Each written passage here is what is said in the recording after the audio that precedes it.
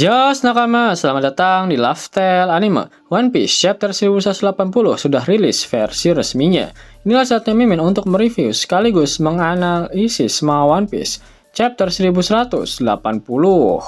Jangan lupa tinggalkan jejak jempol kaki kalian dengan like video ini ya. Plus, bantu sundul video ini dengan klik hype-nya ya kan. Caranya geser ke kanan kolom komentar kalian dan pencet hype-nya, gas. Jangan lupa tuliskan di kolom komentar dari kota manakah kalian menonton video ini. Kali aja ketemu jodohnya kan di sini. Kalau yang ini buat kalian para player yang lagi gabut, ada game RPG One Piece keren yang ceritanya dari Luffy Orok sampai ke Elbaf cuy, dan maininnya lewat handphone doang lagi. Tonton video ini sampai habis karena linknya ada di akhir video. One Piece chapter 1180 mendapatkan judul Omen. Kanjinya mirip seperti dengan haki dan bisa juga dibaca sebagai maki alias aura iblis.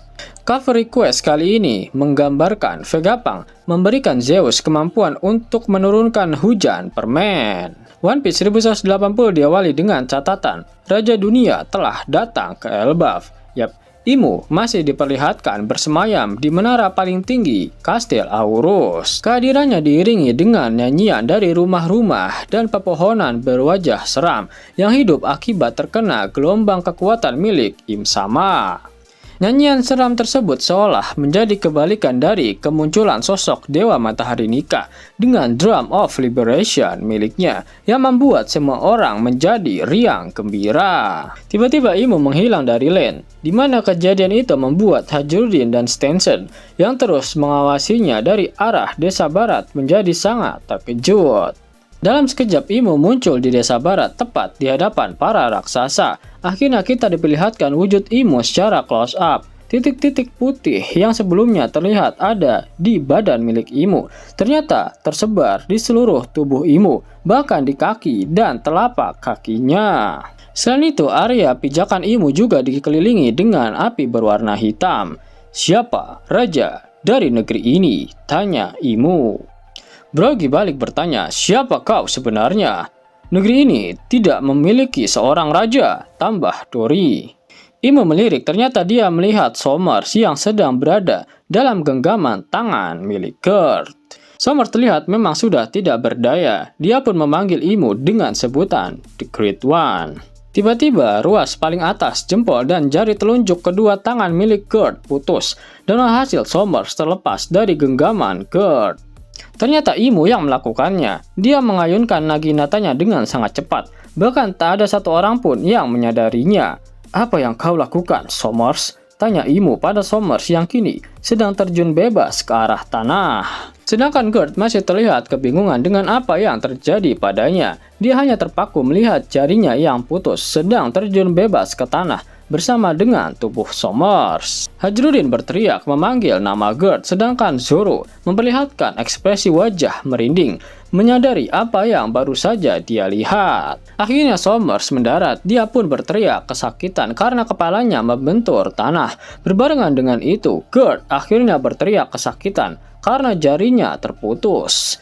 Jari-jarinya! Teriak para raksasa yang lain. Belatung itu! Teriak Hajrudin sembari melihat ke arah Imu. Ternyata berbarengan dengan aksi dari Imu barusan, rumah-rumah di sekitar mereka kini sudah berubah wujud dengan ekspresi wajah jahat dan mengeluarkan nyanyian-nyanyian aneh mereka.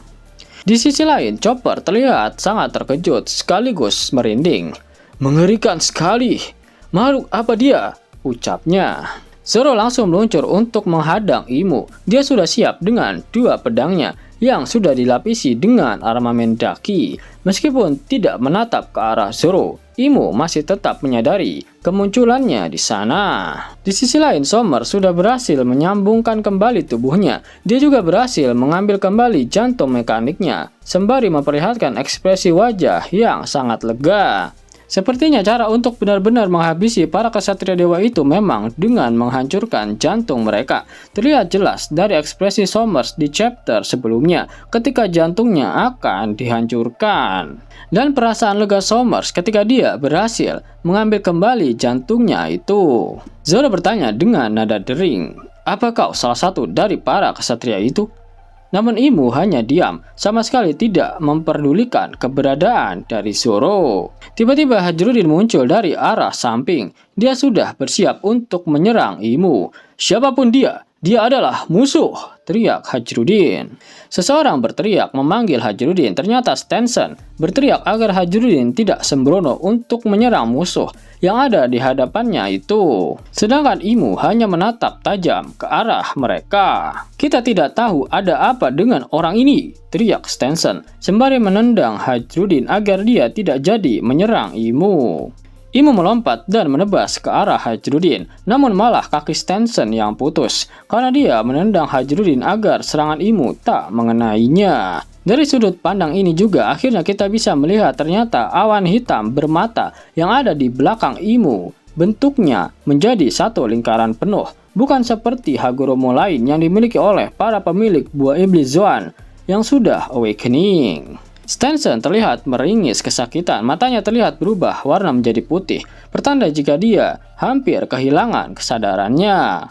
Sedangkan Hajrudin hanya bisa berteriak, memanggil nama Stenson. Di sisi lain, Chopper juga terlihat berteriak ketakutan setelah melihat kejadian barusan. Jarul dan para raksasa lainnya memperingatkan agar semuanya menjauh dari orang itu. Sedangkan di sisi lain, para raksasa juga terkejut ketika melihat salah satu rumah yang menjadi hidup akibat dari kekuatan milik Im Sama. Hajrudin menghampiri Stenson sekaligus meminta maaf kepadanya, sedangkan Brogy berteriak dan bertanya siapakah sebenarnya orang itu. Zoro bersiap menyerang Imu. Dia melompat dan menyerang Imu menggunakan teknik King of Hell, Three Sword Style, Purgatory, Oni, Giri. Akhirnya Zoro kembali menggunakan teknik King of Hell miliknya setelah terakhir kali dia gunakan untuk mengalahkan King di Wano Kuni. Terlihat jelas asap hijau dan kilatan hitam keluar dari ketiga pedangnya. Hal ini membuktikan jika Zoro menyadari jika sosok yang dia hadapi saat ini bukanlah orang sembarangan. Namun Imu sama sekali tidak menoleh ke arah Zoro dan dia tetap berjalan ke arah depan. Namun tanpa disadari, Imu menggerakkan ekornya dan berhasil menahan salah satu teknik terkuat milik Zoro itu, hanya menggunakan ekornya saja.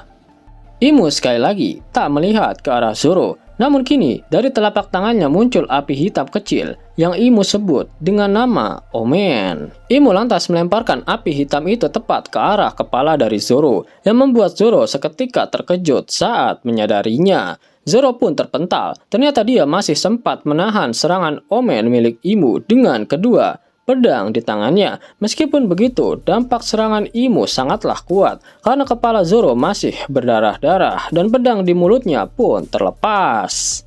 Chopper berteriak memanggil nama Zoro, sedangkan Imu seperti agak terkejut melihat kejadian barusan. Tiba-tiba Hajrudin melompat dan bersiap menyerang Imu dengan kapak miliknya. Kali ini Imu menggunakan kedua telapak tangannya untuk menciptakan api hitam yang sama seperti tadi. Namun Omen yang dihasilkan kali ini agak berbeda karena api hitamnya memiliki mata dan mulut. Hajrudin pun sangat terkejut ketika menyadari dia akan menerima serangan tersebut. Seketika terjadi ledakan yang sangat besar. Kalian bisa membandingkan ukuran Imu dan para raksasa. Dengan ledakan tersebut, para raksasa memanggil nama Hajrudin. Kita kemudian diperlihatkan Hajrudin yang muntah darah dan tak berdaya saat berada di dalam ledakan tersebut. Di area lain, Zoro terlihat sudah tergeletak di atas tanah dengan wajah dan kepala yang berlumuran darah. Sialan, ucap Zoro sembari melihat ke arah ledakan besar tersebut. Wah, api hitam apa ini? Teriak para raksasa. Dari perkataan tersebut dapat diketahui jika ledakan Omen yang barusan terjadi itu menyebabkan kebakaran, dan menariknya adalah api yang membakar adalah api hitam. Imu berjalan ke arah Somers sembari menciptakan api hitam Omen yang berbentuk lingkaran. Imu memberikannya kepada Somers yang berada dalam keadaan tersungkur. Sepertinya dia memang sudah kehabisan tenaga. Tiba-tiba Somers langsung berdiri tegak dan wajahnya terlihat sangat senang. Omen itu pun kini berada di atas kepalanya. Wah, ini dia, sebuah Omen, teriak Somers. Imu kini berdiri di sebelah Somers yang berlutut kepadanya. Di atas kepala Somers terdapat awan hitam yang melingkar mirip seperti wujud dari pengguna buah iblis Zoan yang sudah mencapai level awakening. Ayo bergegas Somers, Kita tak punya banyak waktu, ucap Imu. Baik, Sang Maha Agung, jawab Somers. Dari percakapan ini sepertinya ada sesuatu yang membuat Imu tak bisa berlama-lama ada di Elbaf. Apakah dia memiliki batas waktu tertentu dalam wujud perubahannya itu? Mirip seperti pada kasus Gear 5 Luffy yang menjadi wujud kakek tua ketika dia kehabisan tenaga.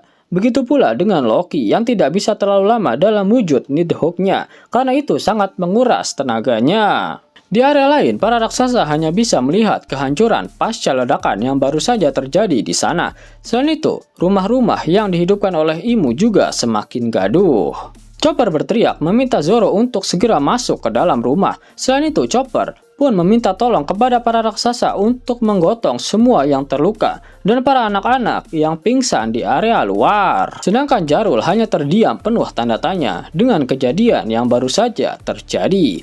Tanpa pikir panjang, Jarul langsung mengumumkan kejadian gila ini ke seluruh penjuru Elbaf. Kepada semua warga Elbaf, muncul seseorang yang lebih kuat dari kesatria dewa di pulau ini. Harap berhati-hati. Ketika Jarul mengumumkan ini, kita diperlihatkan ada sesuatu yang terbang di atas langit negeri Elbaf. Ternyata sosok itu adalah Imu, yang kini memunculkan dua sayap burung berwarna hitam dari punggungnya. Kedua sayap ini benar-benar mirip seperti milik ras Lunarian. Tapi ketika dia berdiri sebelumnya, kita tidak melihat sayap ini di punggungnya. Apakah ini merupakan salah satu bagian dari kekuatan milik Imu? Sama seperti Nika, dia bisa menciptakan apapun yang dia mau.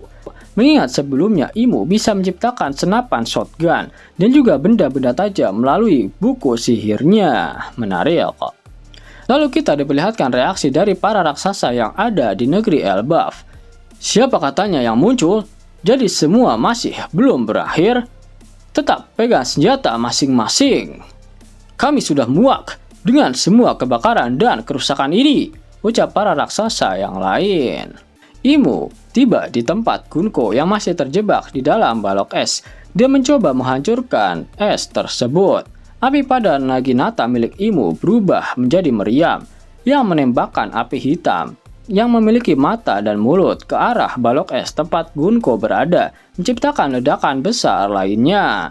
Imu terlihat kembali terbang meninggalkan lokasi tersebut. Tidak diperlihatkan, dia memberikan omen kepada Gunko. Apakah itu berarti Imu gagal mencairkan es yang membekukan Gunko? Karena dari pernyataan Loki sebelumnya, jika hanya Ragnir saja yang dapat mencairkan es tersebut. Adegan kemudian berpindah ke dekat lift tempat Gaban beristirahat. Gaban mendengar adanya suara ledakan keras dan bertanya apa itu sebenarnya. Gaban juga berkata jika dia belum pernah merasakan haki seperti itu, bahkan di God Valley sekalipun. Yap, suara ledakan yang baru saja dia dengar sudah jelas berasal dari ledakan omen milik Im Sama. Pernyataan dari Gaban ini semakin memperjelas kekuatan yang baru saja digunakan oleh Im Sama. Kata omen dalam kanji Jepangnya dapat diartikan juga sebagai maki, yang memiliki arti aura iblis atau energi iblis, dan kata yang digunakan mirip dengan kanji dari haki, di mana haki merupakan energi yang berasal dari tekad atau determinasi seseorang. Jika kalian sadari, baik maki dan haki, keduanya termanifestasi dalam wujud yang sama-sama berwarna hitam. Ornamen haki dapat melapisi tubuh seseorang atau senjata penggunanya dengan lapisan keras berwarna hitam, dan Conqueror haki dapat menciptakan kilat berwarna hitam. Sedangkan omen alias maki milik Imu dapat menciptakan api berwarna hitam. Itulah alasan kenapa Gaban berkata jika dia belum pernah merasakan haki seperti itu sebelumnya. Gaban tidak melihat, tapi dia merasakan energi itu mirip seperti energi yang muncul dari haki. Hanya saja, maki berasal dari iblis. Berbicara mengenai aura iblis, Zoro dan Sanji sepertinya tanpa sadar juga memilikinya. Mode Asura Zoro seharusnya menjadi salah satu dari kemampuan maki. Lalu, tendangan api Sanji yang menjadi salah satu pertanyaan besar dari salah satu ilmuwan hebat seperti Queen bisa jadi juga termasuk dari kemampuan maki yang masih dalam tingkat dasar. Karena jika kalian sadari, Sanji menamakan tendangan api miliknya itu dengan nama-nama iblis, yaitu Diablo dan juga Ifrit. Adegan kemudian berpindah ke sekolah Walrus. Tiba-tiba ada petir yang menyambar di sana. Ternyata itu adalah ulah Loki. Dia menggunakannya untuk memasak seluruh makanan beku yang didapatkan dari sekolah Walrus. Tapi aksi tersebut gagal total dan makanannya malah jadi gosong. "Yah, gosong," ucap Luffy yang masih berada dalam wujud kakek tuanya. "Gak usah banyak protes. Ini masih mending daripada makanan beku," balas Loki. "Kita harus segera memulihkan tenaga. Sepertinya ada sosok yang sangat kuat baru saja muncul di sini," tambah Loki. Loki, Luffy, dan Raknir ketiganya melanjutkan untuk makan. Tapi di sini Luffy terlihat kepanasan saat memakan makanannya yang baru saja dibuat gosong oleh Loki. Tapi Luffy juga merasakan sosok kuat yang dimaksud oleh Loki tadi. Adegan kemudian memperlihatkan Nami yang berlari menuju ke arah Franky dan juga Jinbe. Dia menanyakan apa yang sebenarnya sedang terjadi di Elbaf. Jinbe pun menjawab, "Aku tidak tahu, tapi aku bisa merasakan haki yang sangat mengerikan. Mungkin pemiliknya adalah rekan kesatria dewa." "Jika benar begitu, berarti tujuannya adalah," tambah Jinbe. Namun sebelum Jinbe menyelesaikan perkataannya, terdengar suara teriakan dari seseorang. Ternyata suara itu berasal dari Killingham yang masih digantung. Ternyata Imu sudah berada di dekatnya. "Sang Maha Agung," ucap Killingham sambil menangis. Tanya itu, Imu juga memberikan lingkaran api omen kepadanya, dan berkat itu tubuhnya bisa menyatu kembali. "Terima kasih atas omen pemberian Anda," ucap Killingham. Sanji pun kesal dan berteriak, "Hei, siapa itu?" Lalu kita diperlihatkan sosok Imu yang berada di tengah hamparan padang rumput dengan lingkaran api hitam yang mengelilingi dirinya. Jinbe, Franky, dan Nami bisa melihat sosok Imu dari atas tebing. "Sanji, dia sangat berbahaya!" teriak Jinbe. Sanji tak menggubris peringatan dari Jinbe. Dia langsung menggunakan teknik Ifrit Jambenya dan melesat ke arah Imu sembari berteriak, "Siapa bilang kalau kau boleh melepaskannya?"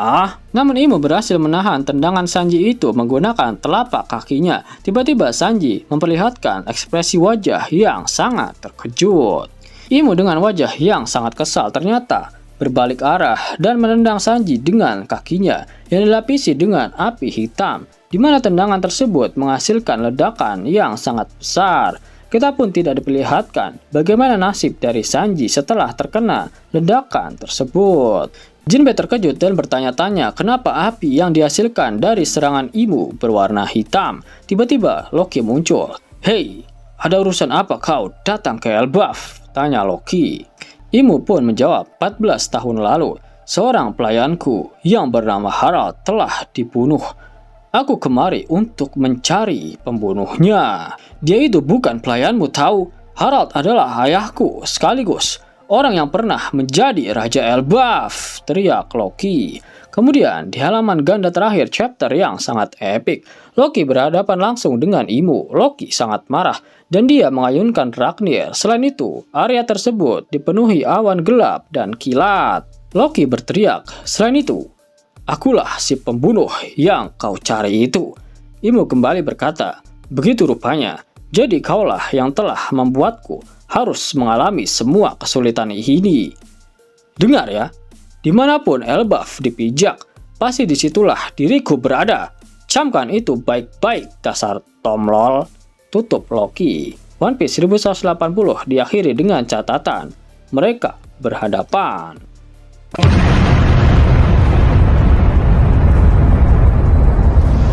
Sebelum Mimin masuk ke dalam pembahasannya, Lasker Anime yang berkolaborasi dengan Mystic Society kembali mengeluarkan kaos terbaru nih, yaitu desain Zoro dalam mode Asura loh. Keren banget pokoknya. Gak percaya? Silahkan dicek short videonya.